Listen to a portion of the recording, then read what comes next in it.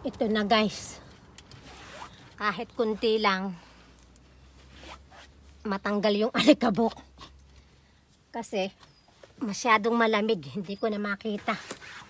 Nagmamakaawa na yung kotse ko, linisin ko daw siya. Papasadahan ko lang ng konti dahil liparan yung dumi oh. Ay,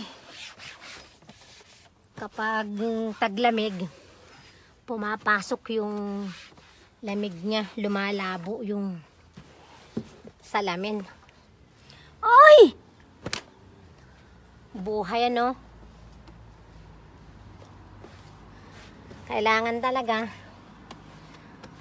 alam natin lahat ang trabaho all around para kahit saan pumunta laging handa. Ito lang. Yung importante kasi yung mga salamin. Ay! Para makikita natin yung daanan. Ang daming basura. Talaga naman, oo. Ayan.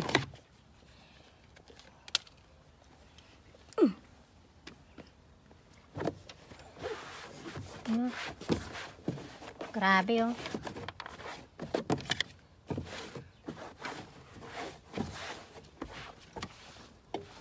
Ngayon kasi kapag marumi yung kotse dahil sa pandemic, minumultahan na rin.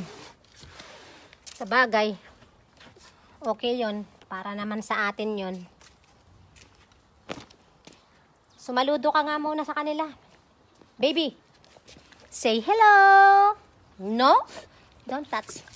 Say sit. Haber, sit. No, sit. So, gusto makapaglaro. Oh. No, no, no, no. Gusto makapaglaro tuloy. No! Give it to me. Sir, yan ngayon, papalitan ko yung basahan. Kinuha niya oh. Gusto niya kasing makipaglaro. Grabe oh, ang Batanggenya.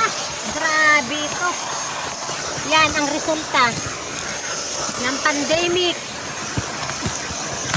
Hindi ko akalain ganito na to kadumi. Ayan, malinis na. May mancha, hindi matanggal. Pero mukha na siyang kotse. Masarap nang sumakay. Kapag pala talagang marumi, nakakadagdag stress pala.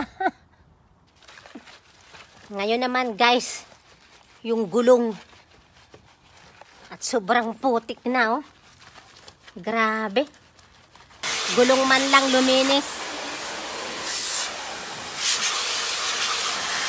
The last one. 4 ang gulong eh. Kung lamig, tsura ko oh. Yan. Tapos ko rin oh. Ang tawag dito, quick cleaning. Ngayon, dun tayo sa makina. Medyo nagmukha na siyang car. Car ni Yaya. Huwag kang istorbo naman. Ito na naman, aagawin na naman yung basahan ko. Sir! Ngayon, buksan natin yung kotse. Kailangan kasi i-check natin palagi ang sasakyan natin. Kailangan yun. Tulad niyan, maraming nagsingit na basura. Yan. Tatanggalin ko yan. Tsaka masyado ng malikabok. Yan. Hanggang doon lang naman ang ginagawa ko. Kasi nakakatakot din namang galawin. Lalo pat hindi ako nakakaintindi ng mekaniko. Check natin yan. Tatanggalin natin itong mga basura. Kasi masyado akong natatakot din kapag masyadong nag-init yung makina. Yan. Ngayon, dahil itong basahang ito, hindi ko na to gagamitin. Tatapon ko na. Yan. Ipupunas ko ngayon dyan. Yan. Yun. May lumalabas oh. Yan. Tapos, dahan-dahan ko yan pinupunasan. Pero syempre, ang pinupunasan ko lang yung ibabaw. Kasi, mamaya, kailangan dahan-dahan lang. Dahan-dahan lang. Dahan-dahan lang. Dahan-dahan lang. Dahan-dahan. Oops. May lumalabas, oh. O, diba? Oh. Kasi, kung gagawin natin yan, isang beses sa isang buwan, machicheck lagi natin yung ating mga sasakyan na maayos. Yan. Ayun, oh. Kailangan ko na maglagay ng tubig. Yan. Oh. O, diba? Malinis na si baby ko. Ang pagkakaroon ng sasakyan, mas matindi pa sa may 3 anak. Magastos.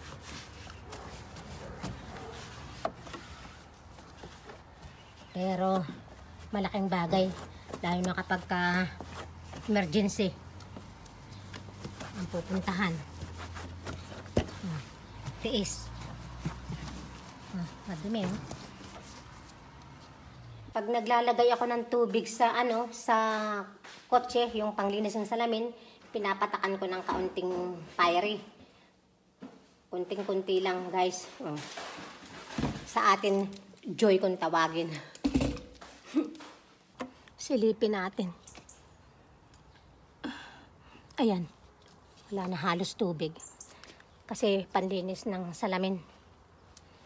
Kasi ang nag-check up ng kotse ko, yearly, kung saan ko binili. Wala naman akong alam sa ganito. Ito lang ang alam kong gawin. Yan. Kasi importante laging malinis yung salamin.